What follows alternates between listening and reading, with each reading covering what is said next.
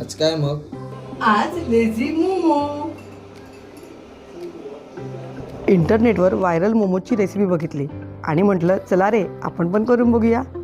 खरं सांगू का, इंटरनेटवर सगळंच भारी दिसतं, पण आपल्याला जमतं की नाही ते करूनच कळतं.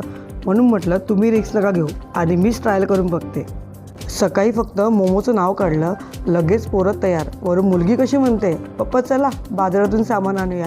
काय नाही, सगळे बेसिक इन्ग्रेडियंट्स लागतात, टेन्शन घ्यायचं नाही. तसं मला व्हेज मोमो जास्त आवडत नाही, म्हणून मी चिकन मोमो करायचं ठरवलं. चिकन सगळं मस्त मिक्स करून घेतलं, त्याचे गोळे करून घेतले आणि फ्रीजमध्ये ठेवलं. मग 20 मिनिटांनी हे चिकनचे गोळे फ्रीजमधून बाहेर काढले. तोपर्यंत मैदा आणि थंड पाणी बाहेर काढून ठेवलं. आणि हा बघा माझा इडली स्टीमर, यात मी आज मोमोज करणार आहे. किती भारी ना. तसं पण माझ्या माहेरून दिलेलं आहे आजीने माझ्या.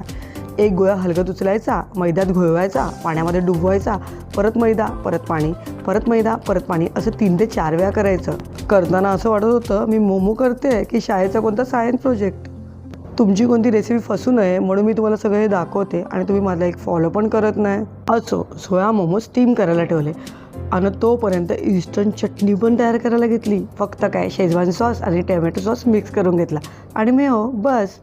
20 मिनिटांनी स्टीमर उघडला तर काय, अरे वा वा वा, मोमो खरंच तयार झाले होते. पोरं खुश, नवरा पण खुश आणि सगळ्यात जास्त मी खुश.